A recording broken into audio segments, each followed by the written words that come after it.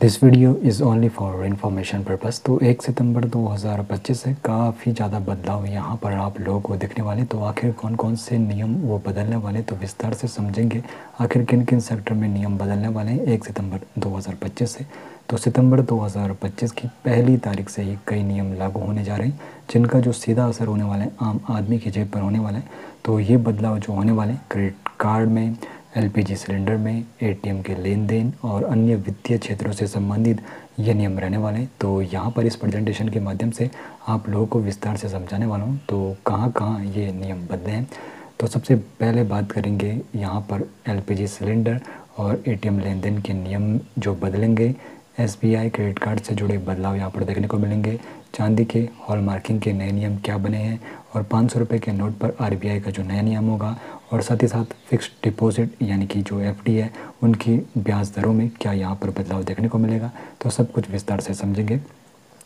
तो सबसे पहले बात करेंगे एलपीजी सिलेंडर की कीमतों के बारे में। तो तेल कंपनियां हर महीने की पहली तारीख को एलपीजी सिलेंडर के दामों की समीक्षा करती हैं और सितंबर 2025 में भी सिलेंडर के घरेलू और व्यावसायिक दामों में बदलाव की उम्मीद है। और यह जो बदलाव है अंतर्राष्ट्रीय बाज़ार में कच्चे तेल की कीमतों पर निर्भर करता है। और एटीएम से जो नकद निकासी है, तो जब आप लोग विड्रॉल करते हो एटीएम के जरिए, तो वहाँ पर क्या नियम बदलने वाले हैं। तो बैंक अब मुफ्त एटीएम लेन देन की संख्या के बाद लगने वाले अतिरिक्त शुल्क को बढ़ा सकते हैं। डिजिटल लेन देन को बढ़ावा देने के लिए यह कदम उठाया जा रहा है। और अपने बैंक के एटीएम लेन देन के नियमों की जाँच करें ताकि अतिरिक्त शुल्क से आप लोग बच सको। और एसबीआई क्रेडिट कार्ड से जो जुड़े बदलाव देखने को मिलेंगे। तो एसबीआई के लाइफ स्टाइल होम सेंटर और life style home centre select credit card धारकों के लिए रिवॉर्ड पॉइंट के नियम बदलने वाले हैं। अब डिजिटल गेमिंग और सरकारी पोर्टल्स पर किए गए भुगतानों पर रिवॉर्ड पॉइंट नहीं मिलेंगे।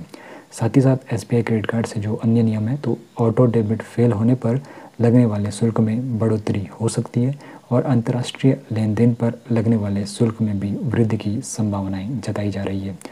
और चांदी की हॉलमार्किंग के जो नए नियम बनेंगे, तो सोने की तरह अब चांदी के गहनों पर भी हॉलमार्किंग अनिवार्य हो सकती है। तो यह नियम 1 सितंबर 2025 से लागू होने की संभावना है और इसका जो उद्देश्य है चांदी की शुद्धता और गुणवत्ता सुनिश्चित करना है, जिससे ग्राहकों को धोखाधड़ी से बचाया जा सके और हॉलमार्क से ग्राहक आसानी से चांदी की शुद्धता की पहचान कर पाएंगे। और 500 रुपये के नोट पर आरबीआई का जो नया नियम है, तो भारतीय रिजर्व बैंक यानी कि आरबीआई ने 500 रुपये के नोटों के लिए नया नियम जारी किया है और यह नियम 1 सितंबर 2025 से लागू हो जाएगा। इसका जो उद्देश्य है नकली नोटों के प्रसार को रोकना है और मुद्रा प्रणाली को अधिक सुरक्षित बनाना है। तो संभावना ये है कि पुराने जो 500 रुपये के नोट हैं उनको बैंकों में जमा कराने या फिर बदलने के लिए दिशा निर्देश जारी किए जा सकते हैं। और एफडी दरों में भी परिवर्तन देखने को मिल सकता है। तो बैंक और वित्तीय संस्थान फिक्स्ड डिपॉजिट यानी कि एफडी पर दी जाने वाली ब्याज दरों में बदलाव कर सकते हैं। और यह जो बदलाव है भारतीय रिजर्व बैंक की मौद्रिक नीतियों पर निर्भर करेगा और यदि ब्याज दरें बढ़ती है तो एफडी में निवेश करने वाले लोगों को अधिक लाभ मिलेगा। और अपने बैंक की नवीनतम एफडी दरों की जांच करना आप लोगों के लिए काफ़ी ज़्यादा ज़रूरी है अगर आप लोग निवेश के बारे में सोच रहे हो। बाकी यहाँ पर निष्कर्ष जो निकल रहा है इस प्रेजेंटेशन से, तो सितंबर 2025 से एलपीजी एटीएम क्रेडिट कार्ड के नियमों में बदलाव देखने को मिल सकता है। चांदी पर हॉलमार्किंग अनिवार्य हो सकती है जो ग्राहकों के लिए फ़ायदेमंद रहेगी। और 500 रुपये के नोटों के उपयोग और प्रबंधन के लिए आरबीआई के द्वारा नए नियम लाए जा सकते हैं और साथ ही साथ फिक्स्ड डिपॉजिट की ब्याज दरों में भी बदलाव की संभावना देखी जा सकती है।